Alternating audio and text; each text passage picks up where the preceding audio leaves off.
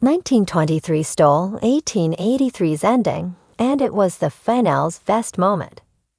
1923's finale stole the best moment from the end of 1883, Yellowstone screenwriter Taylor Sheridan's earliest Dutton prequel. It was the perfect send-off for Alex Dutton, Julia Schlapfer, who otherwise had a tragic and devastating conclusion. Still, beyond the scope of what happened to Alexandra of Sussex, 1923 Season 2's finale was a triumphant finish for the Dutton family. Spencer Dutton, Brandon Sklenar, finally arrived home by train, serendipitously encountering and saving his wife, who was stranded on the side of the railroad after nearly freezing to death.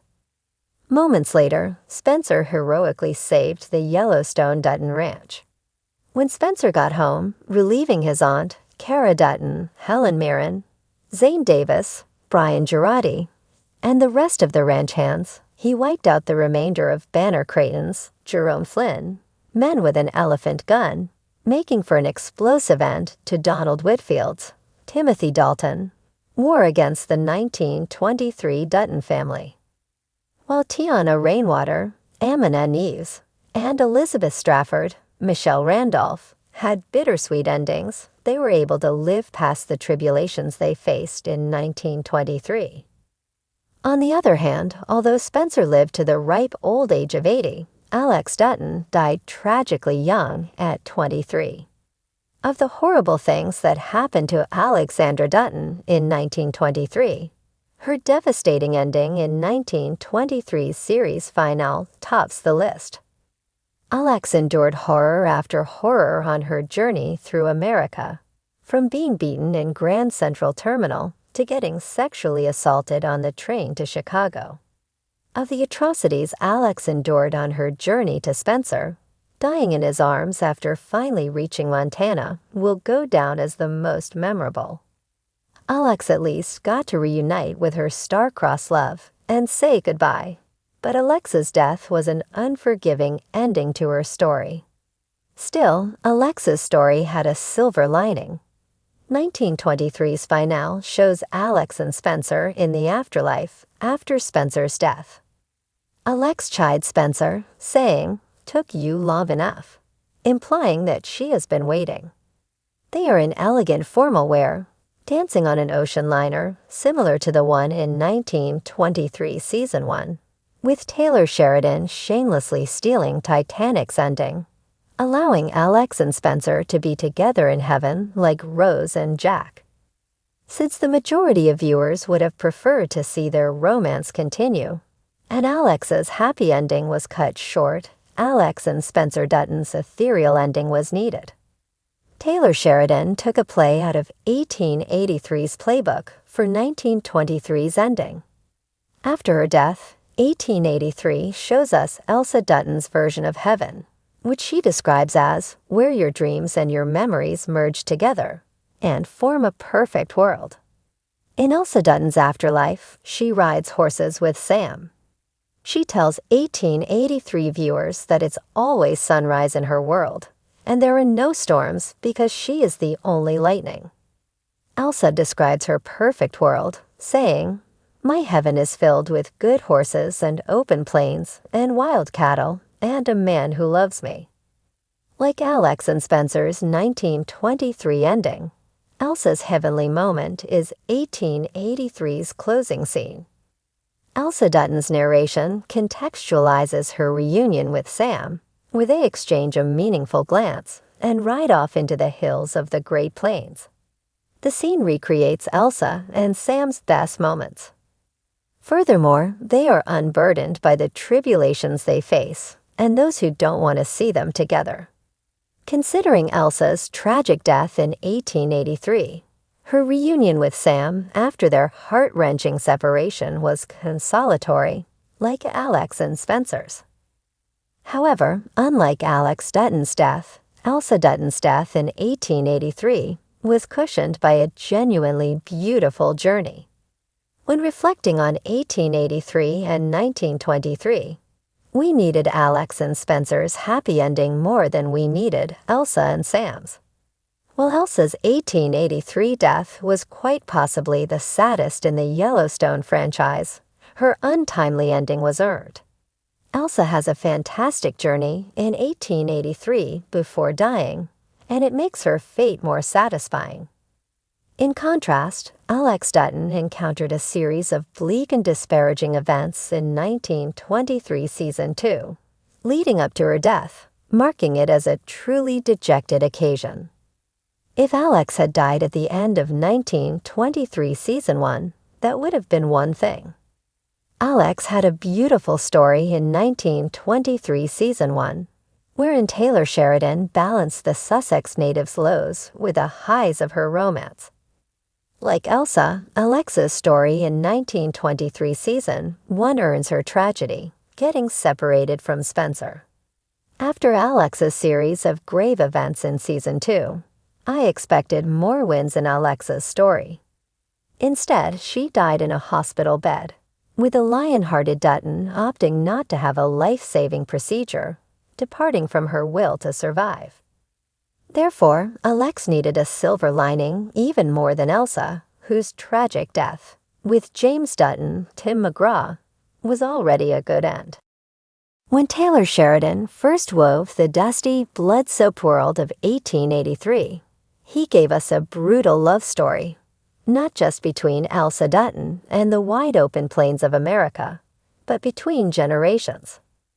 That show's finale left a permanent scar on anyone who dared to follow the Dutton family's cursed pilgrimage west. Elsa's death beneath a lone tree, the land claimed not by conquest, but by heartbreak. It was simply perfect, final, untouchable. Or so we thought.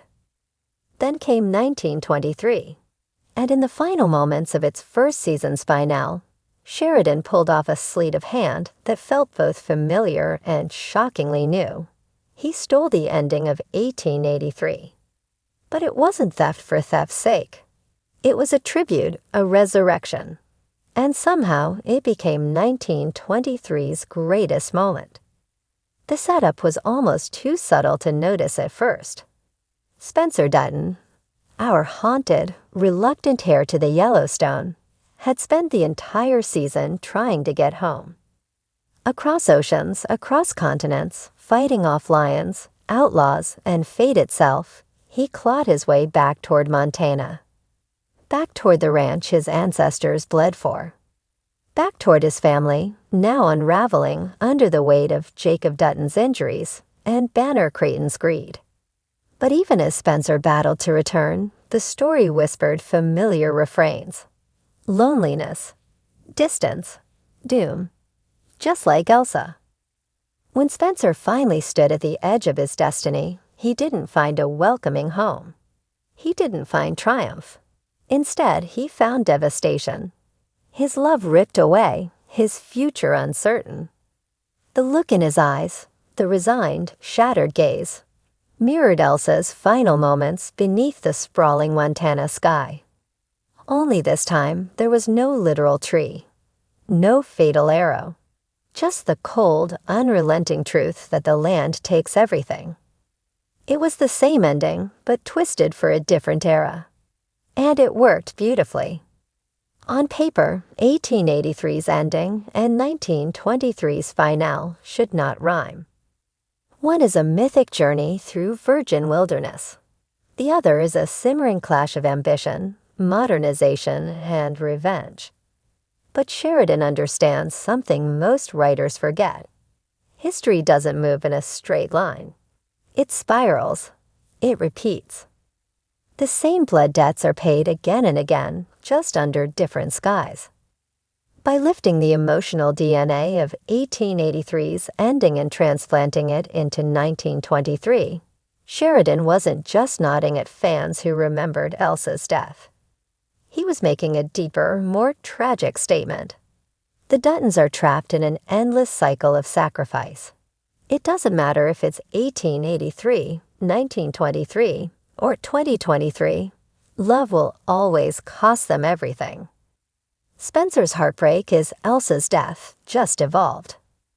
What made 1923's finale even more powerful was the maturity of its sorrow. 1883 hit us with raw grief, the sharp pain of youth crushed before it had a chance to fully bloom. Elsa was radiant, hopeful, stubborn. Her death felt like a crime against innocence itself. Spencer, by contrast, is already weathered. He's seen the worst of humanity in the trenches of World War I, in the jaws of African predators. His heartbreak isn't the shattering of something new. It's the collapse of the only thing left holding him together. Watching him lose Alexandra, perhaps permanently, doesn't feel like a sudden death. It feels like the inevitable end of a long, slow erosion. This is what makes 1923's theft feel earned. It's not repetition for the sake of cheap emotion. It's evolution. It's history compounding its debts. The brilliance of Sheridan's move also lies in what he doesn't show. In 1883, Elsa's death is spelled out in agonizing detail. We watch her limp, bleed, say goodbye. We are trapped with her through every excruciating breath. It's visceral. In 1923, Spencer's heartbreak is quieter. He doesn't weep. He doesn't rage. Instead, he simply endures, just like a true Dutton. The tragedy hangs in the spaces between words, in the hard set of his jaw, in the distant look in his eyes. By trusting the audience to feel the weight without theatrics, Sheridan actually deepens the impact. It's a masterclass in restraint, something few finals dare to attempt anymore. There's another layer too, one that might be even more haunting. Elsa's death in 1883 was about claiming a home. Her grave marked the first true Dutton footprint in Montana. It was sorrow, yes, but also creation. A brutal kind of hope. Spencer's devastation in 1923 signals the beginning of the end. The Yellowstone is under siege. The enemies aren't the wilderness anymore. They're men with deeds and dynamite and government titles. His heartbreak doesn't mark a new beginning. It foreshadows collapse. Where Elsa's ending was a tragedy that built something, Spencer's is a tragedy that warns of destruction.